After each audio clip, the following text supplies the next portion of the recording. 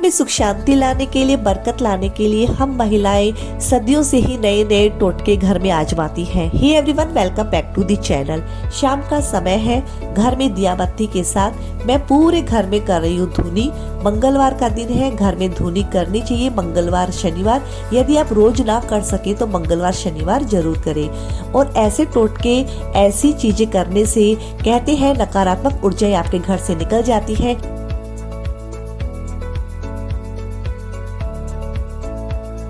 शाम के वक्त पूरे घर में इस तरह की धुनी करने से आपके घर का वातावरण बहुत ही शुद्ध और सुगंधितमय हो जाता है। यहाँ पर मैंने डिनर की कर ली है लगभग तैयारी, अब बस कढ़ी में छौंक लगाना बाकी है।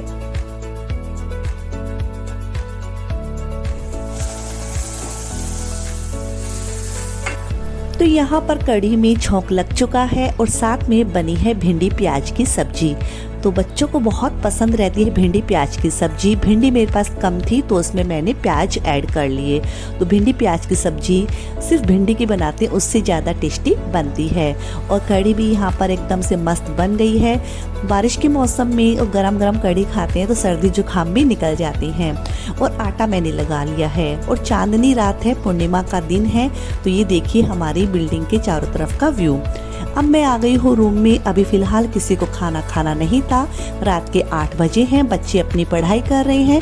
तो इसी बीच मैं आ गई हूँ रूम में कपड़े सेट करने के लिए। ये सोमवार और मंगलवार 2 दिन के कपड़े हैं। तो बस इन दोनों दिन के कपड़ों को मैं अलग अलग छांट दूंगी और फटाफट से अलमारी में अरेंज कर दूंगी।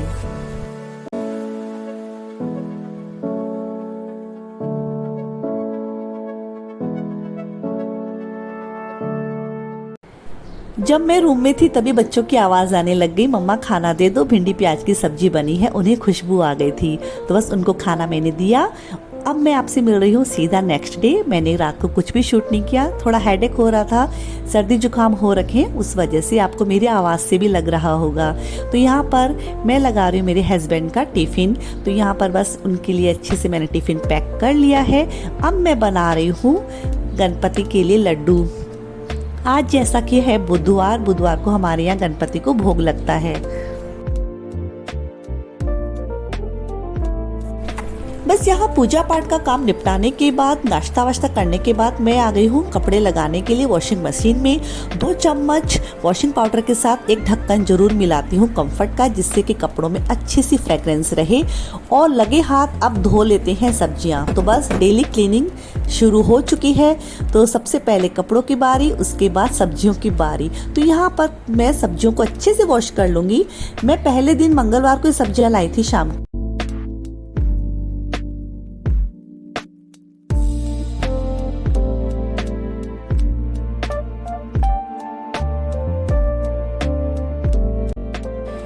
यहाँ पर मैं आटा है, इसको भी मैं पिसवाती हूँ। तो ये भी शाम को आया था। मैंने शाम को इसको नहीं रखा था क्योंकि थोड़ा सा गर्म था। जब ये ठंडा हो गया तो मैंने पॉलीथीन के साथ ही इसको डिब्बे में रख दिया।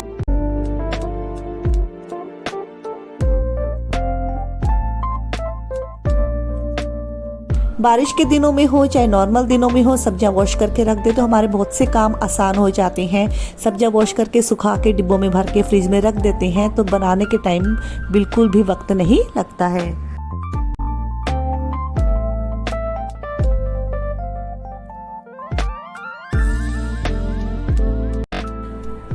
गार्बेज बैग को डस्टबिन में लगाने से पहले सबसे पहले नीचे न्यूज़पेपर लगा देना चाहिए। बाई चांस यदि कभी लीकेज हो गार्बेज बैग में तो आपका डस्टबिन पूरा खराब ना हो।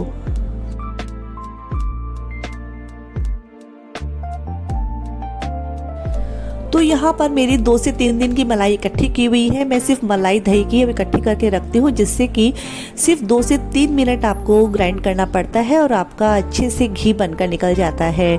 घी जब मक्खन आता है मैं उसको सादे पानी में वॉश कर लेती हूँ। उसके बाद मैं कढ़ाई में उसको रखती हूँ, जिससे कि हार्डली 5 से 10 मिनट में घी बनकर तैयार हो जाता है।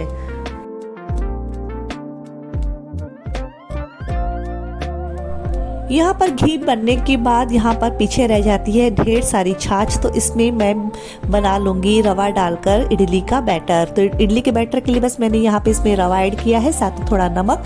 अब इसको अच्छे से मैंने सेट होने के लिए रख दिया है। ये रात को डिनर में बनेगी।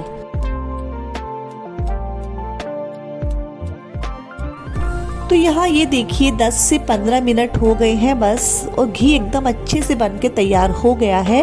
तो घी बनने के साथ ही बस मैंने गैस को कर दिया है बंद, और दूसरे काम मैं अपने निपटा लूँगी।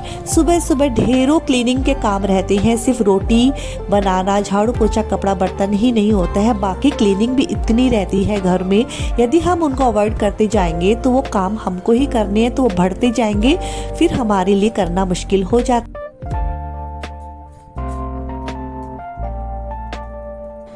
आज यहाँ मैंने मसालदानी को भी धोया था। मसालदानी को धोने के बाद उसको अच्छे से मैंने वाइप कर लिया था और सभी मसालों को भर दिया है। ये छोटी छोटी चीज़ें हैं, लेकिन यदि हम इनको पहले से पूरा करके ना रखें, अच्छे से भर के ना रखें मसालदानी को, तो कुकिंग के टाइम यदि खाली मिलता है तो झुंझलाहट सी आती है।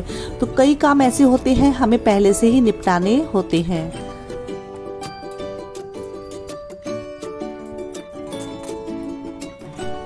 बस ये जो घी है मैंने बनाया था, ये भी ठंडा हो गया था कढ़ाई में। अब इसको डिब्बे में भरकर फ्रिज में मैं रख दूंगी। छोटी छोटी चीज़ें, छोटे छोटे टिप्स, छोटी छोटी आदतें जो हमें बनाती हैं स्मार्ट होम मेकर। तो यहाँ पर काफ़ी काम मेरा हुआ। अब बारी आती है गैस को क्लीन करने की। तो गैस को क्लीन सूखे गीले तौले से भी करेंगे तो हो जाता है, लेकिन यदि आपके पास टाइम है तो 3 से 4 दिन में एक बार अच्छे से साबुन से वॉश करके ज़रूर धोना चाहिए, जिससे कि आसपास जितनी भी चिकनाहट है वो सब भी उतर जाए।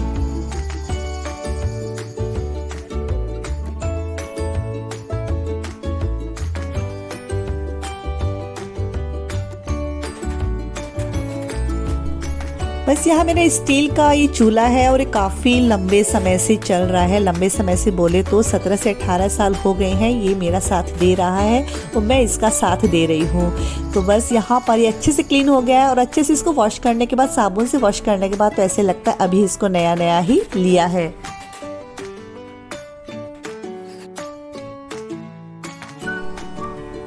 आज मौसम थोड़ा खुल गया था, मतलब 3 से 4 दिन हो गए मौसम खुला ही रहता है, कपड़े सूखने में ज़्यादा समय नहीं लगता है। तो यहाँ मेरे कपड़ों की बाल्टी सुखाने के लिए तैयार है, लेकिन उससे पहले बच्चों के रूम की जो चादर है उसको ठीक ठाक कर दूंगी। तो यहाँ पर जो बच्चे चादर ओढ़ के सोते हैं वो मैंने फोल्ड करके रख दी है।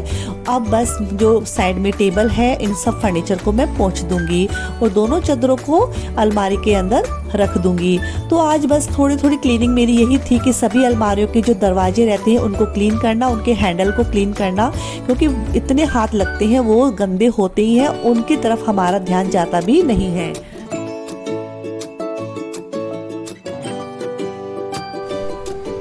यहाँ बारी आती है कपड़ों को सुखाने की। तो कपड़ों को सुखाने में बस हार्डली 5 से 6 मिनट लगते हैं, क्योंकि आपका जब माइंड सेट रहता है काम को करने का तो काम भी आपके फटाफट होते हैं और जल्दी निपटते हैं और झुंझलाहट भी नहीं आती है। तो बारिश का मौसम नहीं है, धूप भी नहीं है, मौसम बहुत अच्छा है, सूखा सूखा मौसम है, तो कपड़े आराम से जल्दी से सूख जाएंगे। तो यहाँ मैंने सभी कपड़ों को अच्छे से सूखने के लिए डाल दिया है।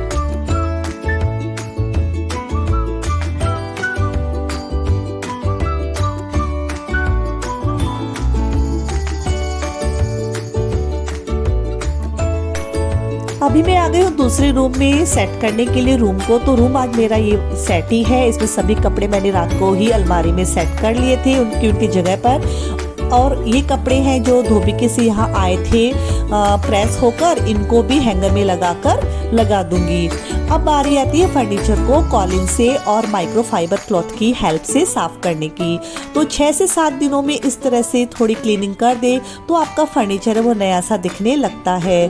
और जब हम इस तरह की क्लीनिंग करते हैं तब हमें पता चलता है हमारा जो माइक्रोफाइबर क्लॉथ है या कोई भी कपड़ा है वो इतना गंदा हो जाता है। दिखने में साफ दिखता है आपका घर, लेकिन छोटी छोटी चीज़ें ऐसी होती हैं यदि उनको ध्यान ना दे तो वही है डस्ट जमती जाती है। और आज मैंने मेरे रूम का जो डोर है उसको भी क्लीन किया। इसको तो महीना भर ही हो गया, इसको मैंने क्लीन किया ही नहीं था। इस पर से इतनी डस्ट उतरी तो वाकई दरवाज़ा नया सा दिखने लग गया।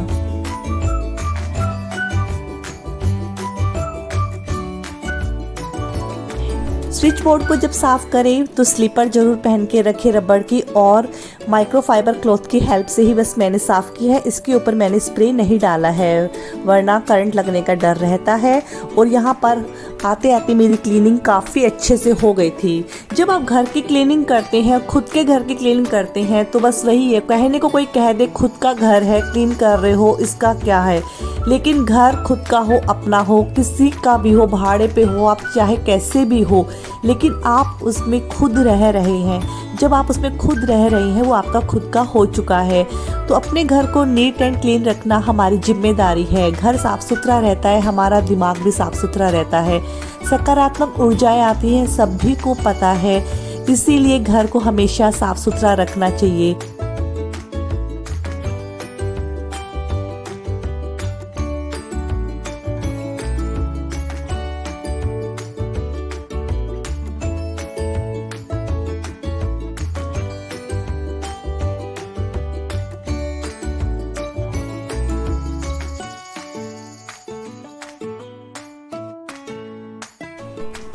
डेली क्लीनिंग होना मुश्किल है क्योंकि रोज़ हम इतने काम यदि करेंगे तो वही है, हमारे दूसरे काम रुक जाते हैं। लेकिन सभी कामों की एक लिस्ट है, दिमाग में सेट रहे। कई कई लोग तो लिख के भी रखते हैं, लेकिन अभी मुझे तो इतनी आदत हो गई है, दिमाग में सेट कर लिया मतलब हो गया। तो आज जैसा कि मेरे दिमाग में सेट था, पूरे घर की अच्छे से क्लीनिंग करना, सभी छोटी छोटी चीज़ों को अच्छे से पोंछ के रखना, सभी फर्नीचर को अच्छे से रखना। जब आपका दिमाग सेट रहता है तो सभी काम अच्छे से होता है। कहते हैं घर में सकारात्मक ऊर्जाएं रहती है तो आपका दिमाग सेट रहता है। हो सकता है, मैं मानती हूँ इन सब चीज़ों को और आजमाई हुई चीज़ ही है। आपके दिमाग जब सही रहता है आपके सभी काम आसानी से होते चले जाते हैं।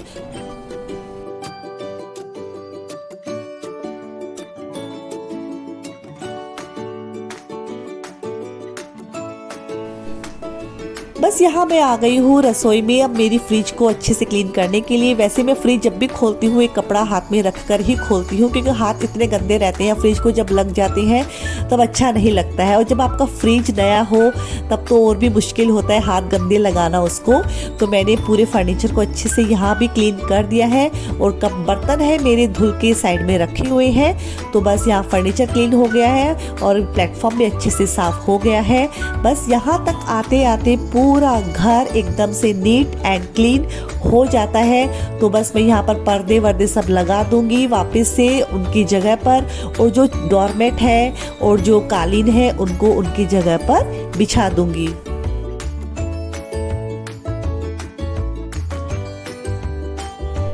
तो यहाँ पर हो जाता है पूरा घर नीट एंड क्लीन। घर छोटा हो, बड़ा हो, खुद का हो, भाड़े का हो, कैसे भी हो, कोई मैटर नहीं करता। घर घर होता है। जिस घर को हम सजाते हैं, संवारते हैं उम्मीदों के साथ और आशाओं के साथ और अच्छी कुशलता के साथ पूरे घर को हम सजाती हैं, संवारती हैं। तो यहाँ पर मेरा घर अच्छे से नीट एंड क्लीन हो गया है। मैंने एक गिलास पानी पिया है, थोड़ी देर पाँव की करूँगी स्ट्रेचिंग, बस उसके बाद करूँगी यहीं पे ब्लॉग को एंड।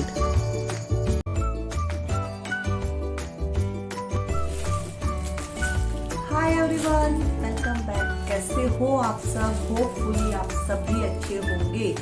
और संडे के दिन हम गए थे बोरीवली, जैसा कि मैंने इससे पहले वाली वीडियो में आपको बताया था। क्यों गए थे? बप्पा के दर्शन करने, गणपति बप्पा के, और साथ में थोड़ी बहुत शॉपिंग की। बोरीवली मार्केट में शॉपिंग बहुत दिनों बाद किया। तो मुंबई के सबसे मेन मार्केट में आता है बोरीवली का मार्केट। तो वहाँ से मैंने कुछ स्लीपर्स लिए थे लोकल मार्केट से। तो यहाँ पर बारिश जैसा कि खूब होती है, मतलब एक्सेस में होती है। तो इस तरह की जब बूट रहते हैं तो पहनते हैं तो वो गीले नहीं होते हैं, और वरना चप्पल जब गीली हो जाती है तो वो आपके पाँव को मॉइस्चर कर देती है, पाँव आपके खराब हो जाते हैं। तो ऐसी चप्पल बारिश के मौसम में पहननी चाहिए। तो ये हार्डली हमें 200 सवा 200 में हमें मिल गई थी। और एक और इसके पापा के लिए ली थी हमने, एक सेकेंड, इसके पापा के लिए ली थी। तो ये ऑल सीजन है, ऐसे तो दोनों ही चप्पल ऑल सीजन है। और इसके पापा कहीं बारिश में आते जाते ही नहीं है, मैंने उल्टा पुल्टा पकड़ लिया था। तो उनके लिए नॉर्मली ऊपर नीचे उतरने के लिए, क्योंकि उनको बारिश में घूमने का कोई काम ही नहीं है। गाड़ी से जाते हैं, गाड़ी से उतरते हैं, फिर डायरेक्ट ऑफिस, ऑफिस से डायरेक्ट घर, बस। तो उनके लिए सिंपल सी मैंने चप्पल ली है और मुझे नहीं लगता ये बारिश के मौसम में काम करेगी। इसमें थोड़ा सा वेलवेट जैसा है और मैंने मेरे लिए एक स्लीपर ली थी। मुझे मेरे स्लीपर बहुत पसंद है और आशीष वाला ड्रेस भी मैच कर रही है। और इस स्लीपर पे नजर सौम्या की, वापस इसको उल्टा पुल्टा पकड़ा और ये स्लीपर बहुत सुंदर है। आपको देखो ये चीज देखो, ये 250 रुपए में आई स्लीपर और इसके पापा की 200 रुपए में, तो नहीं 200 मैं 500 रुपए दे के आई थी दोनों बाप बेटे के स्लीपर का। और ये मेरी स्लीपर है और एक सौम्या की है। ये बारिश के मौसम के लिए है। मेरा आना जाना बहुत होता है, ऊपर नीचे सब्जी लाने, कभी इधर कभी उधर, बच्चों के पीछे इधर उधर, तो मैं ये वाली स्लीपर लेके आई हूँ। बहुत सुंदर है, बहुत सुंदर है। और हाँ, मैंने ऑर्गेनाइजर लिया है। हालांकि आप ऑनलाइन भी ले सकते हैं, लेकिन ऑनलाइन और लोकल मार्केट से लोगे सेम ही प्राइस है। ऑनलाइन में आपको वही डिलीवरी चार्जेस लग जाते हैं। तो यहाँ पर मैंने लिया है ये इस तरह का बास्केट और इसमें ये लेड है, तो मल्टीपर्पज यूजेस है। हम इसमें कुछ भी रख सकते हैं। हालांकि मेरे दिमाग में सेट है कि बच्चों की जो टी शर्ट्स रहती हैं जो इन्हें मिलती नहीं है, यदि हम इन्हें फोल्ड करके, हेलीकॉप्टर की आवाज़ आ रही है क्या, यदि इन्हें फोल्ड करके हम रखते हैं तो बच्चे बिखेर देते, एक टी शर्ट निकाल के दूसरा निकाल लिया, उनके लिए नहीं होता है। तो ये यहाँ पर जैसे बच्चों की टी शर्ट है उनके लिए है ये, मेरी सोच में यही है। तो इस तरह से मैं इनको फोल्ड करके इसमें रख सकती हूँ और अभी इनकी अलमारी को सेट करूँगी, तब देखूँगी कितना ये यूज़फुल है। हालांकि ऐसी चीज़ें यूज़फुल ही रहती है। और एक ये भी लिड वाला ही है, तो सेम ही है। आप ऑनलाइन भी लोगे वैसे भी लोगे, सेम प्राइस पड़ेगा आपको। तो 330 के हैं ये दोनों। ऑनलाइन कुछ लगभग आपको डिलीवरी चार्जेस मिलाकर दोनों चीज़ों का लगता है 640, तो वही है 20-30 रुपए का फ़र्क है। लेकिन बस ऑनलाइन में कुछ डैमेज हो जाता है, फिर रिटर्न करो, बस वही पॉलिसी फॉलो करते रहो। तो ये 2 बास्केट मैं लेके आई हूँ।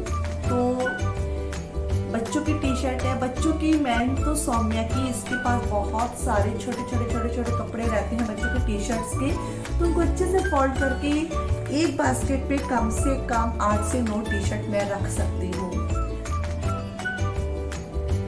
तो बस और कुछ नहीं था, नहीं, और बस ये सब चीजें हैं मैं लेके आई थी मुंबई के बोरीवली के लोकल मार्केट से। तो कैसा लगा आपको? और होपफुली आपको मेरा वीडियो और मेरी शॉपिंग पसंद आई होगी।